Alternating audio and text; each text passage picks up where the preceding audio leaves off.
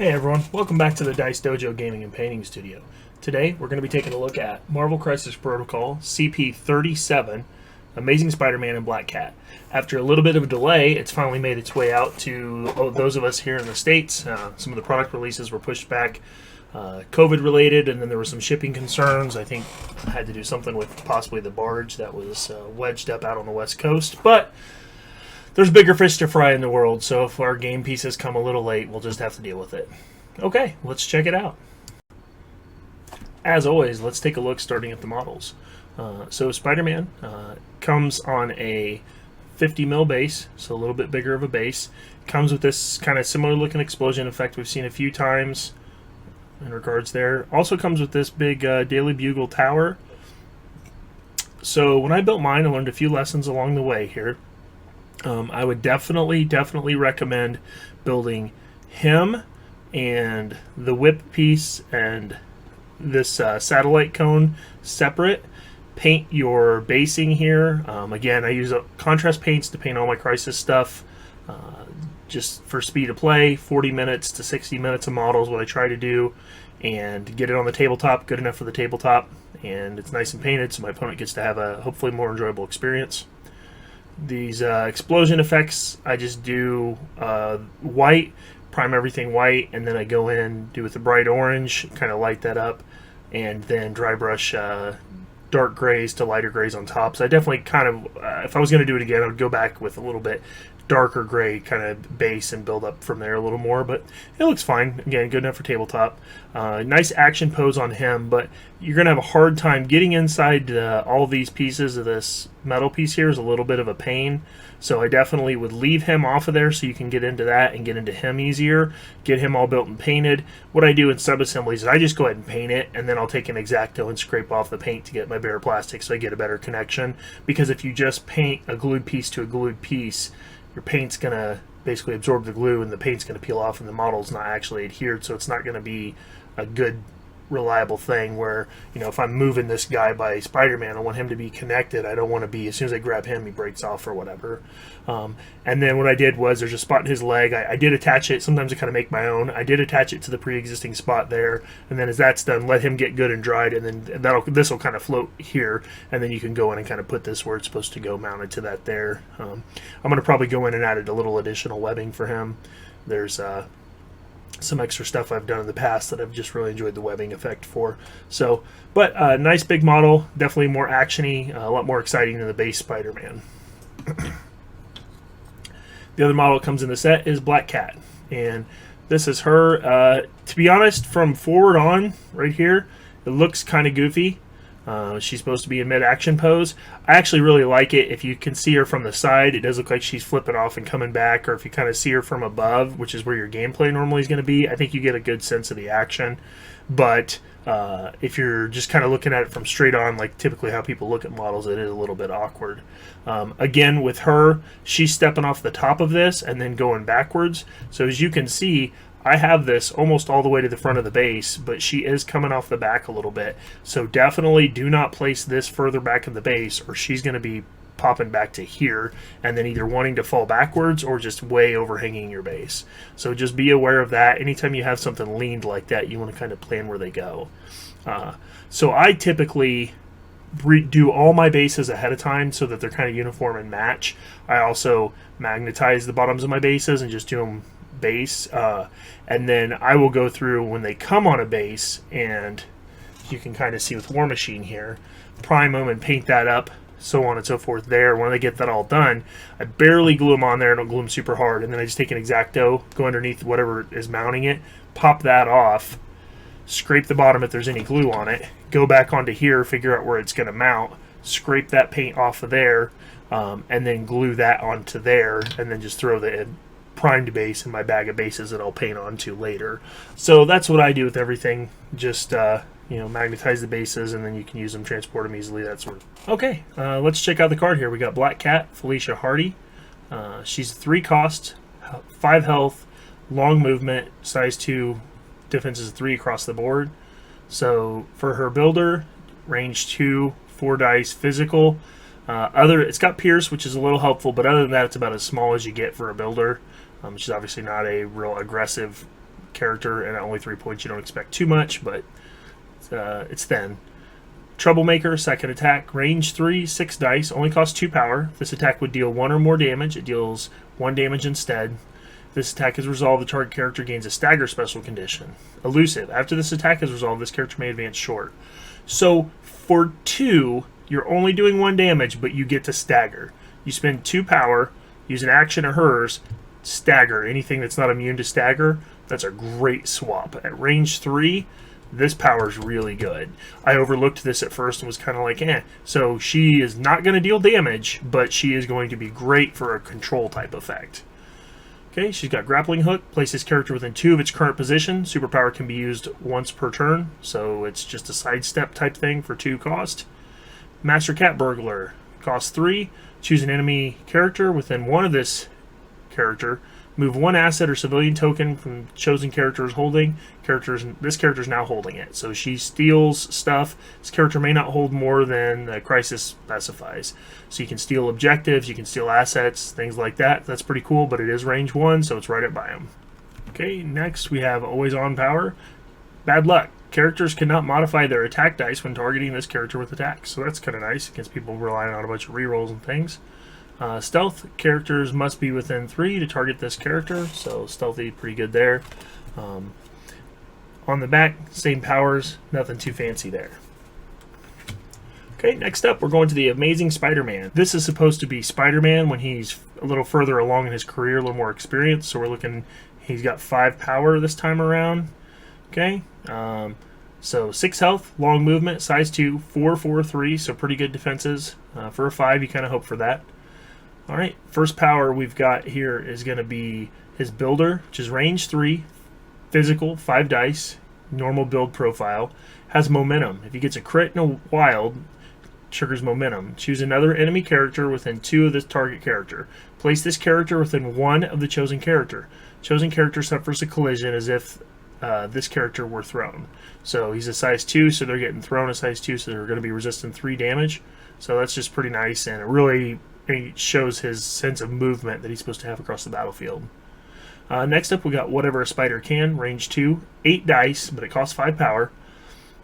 After this attack is resolved, this character may advance medium.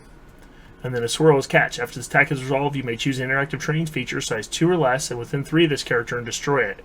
Target character suffers a collision as if the terrain were thrown into them.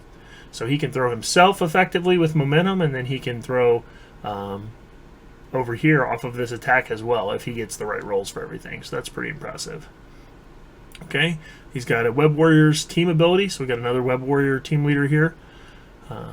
Once per turn during an allied character's activation, it may pay 1 power and choose an enemy character within 2. Chosen character gains a slow special condition. If the chosen character already has slow special condition, place it within 1 of its current position and remove the slow special condition. So you're getting to kind of move and control, slow down enemy characters. It's pretty great, especially with like all webbed up. Next, we've got Web Swing. Place this character within 3 of its current position. The next time it makes a spider strike, this turn, add 2 dice. Can only be used once per turn. So for 2, he gets to replace within 3 and gets 2 dice. A lot of times you'll spend 2 for 2 dice by itself, let alone also getting a 3. The amount of movement that this dude has is pretty bonkers, especially for somebody who can also beat people up pretty good.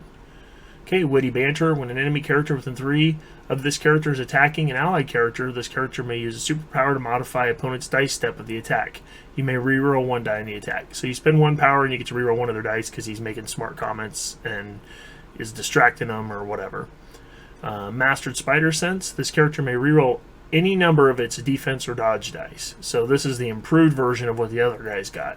The other guy's cheaper, a little bit less experience, not as powerful, and then obviously Wall Crawler. Okay, as far as for abilities on the back, everything's pretty much identical. No big changes there, just obviously, the normal Artie's getting beat up and his spider senses are going off, which is pretty cool.